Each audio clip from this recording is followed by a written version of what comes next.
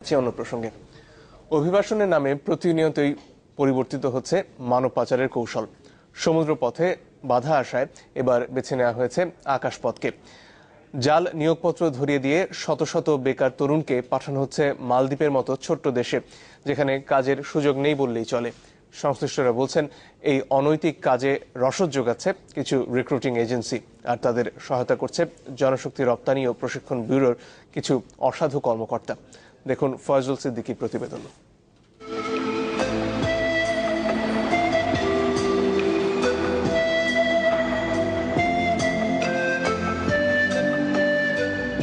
মানব পাচারের নতুন গন্তব্য মালদ্বীপ। কাজের নিশ্চয়তা না থাকলেও ছোট্ট এই দ্বীপপুঞ্জে অসহায় বাংলাদেশিদের ভিড় বাড়ছে প্রতিদিন।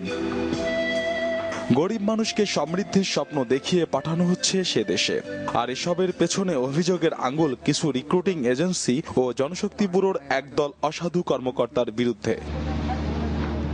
অনুসন্ধানে দেখা গেছে, বিএমইটির অনুমোদন মিলছে ভুয়া চাকরির নিয়োগপত্র বা এমপ্লয়মেন্ট অ্যাপ্রুভালের ওপর, যেখানে সংস্থাটির দায়িত্ব শ্রমিক পাঠানোর জন্য প্রয়োজনীয় কাগজ সঠিক কিনা তা যাচাই করা। চাকরি নিয়োগপত্রে দেখা যায় দেশের নাম মালদ্বীপের পরিবর্তে লেখা আছে মালদ্বীভার্স। দেশটির মাইগ্রেশন বিভাগের স্বাক্ষরও নেই সেই চাকরিপত্রে, এমনকি পতাকাতেও আছে ভিন্নতা। অথচ এই কাগজেই মিলছে বিএমইটির ছাড়পত্র। আর যে রিক্রুটিং এজেন্সির বিরুদ্ধে অভিযোগ মানব পাচারের, তাদের দাবি কোনো অনৈতিক কাজের সাথে জড়িত নন তারা। রিপাবলিক অফ মালদ্বীপার্স দেশের নামটা কিন্তু ভুল, আপনি চেক করে দেখেন।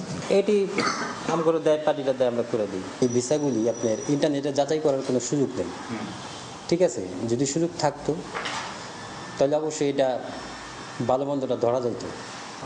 এরকম তো হয়নি, এরকম হাজার হাজার চলে গেছে। আমি তার একলা করতেছি না, অনেক এজেন্সি করতেছে। অপর প্রতিষ্ঠান নাইম এয়ার এমপ্লয়মেন্ট সার্ভিসের কর্ণধার রেজাউল করিম শিমুলের সাথে ফোনে যোগাযোগ করা হলে ধমকের সুরে কথা বলেন তিনি। ঠিকানা দিতেও অস্বীকৃতি জানান প্রতিষ্ঠানটির এই কর্তা ব্যক্তি।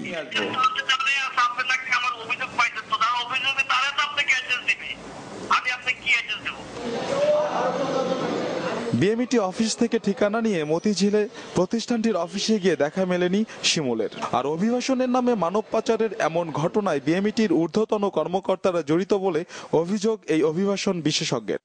সেখানে মালদ্বীপে মালদ্বীপের ভাবার কোনো কারণ নেই। এটা তো একেবারে দিবালোকের মতো সত্য যে এখানে একটা অন্যায় কোনো কিছু একটা এখানে ঘটেছে। দ্রুত পদক্ষেপ না নেওয়া হয় তাহলে কিন্তু আমরা দেখব যে অন্যান্য দেশের ক্ষেত্রে যে ঘটনা ঘটেছে, যে ঘটনা ঘটে গেছে, অনেক দূর এগিয়েছে এবং তখন আমাদের করণীয় খুব কমই থাকে। ভুয়া কাগজে কিভাবে মিলছে জনশক্তি ব্যুরোর ছাড়পত্র, এমন প্রশ্নের জবাবে প্রবাসী কল্যাণ সচিব বলেন, বিষয়টি সম্পর্কে অবগত নন তিনি। ঘটনাটি দুঃখজনক বলেও মন্তব্য তার।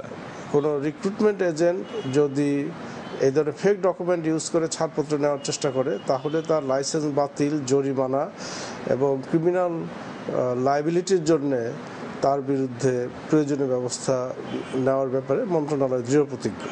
কোনো সরকারি কর্মকর্তা যদি জড়িত থাকে, আমি মনে করি সেই ক্ষেত্রে তার শাস্তি দৃষ্টান্তমূলক হওয়া উচিত।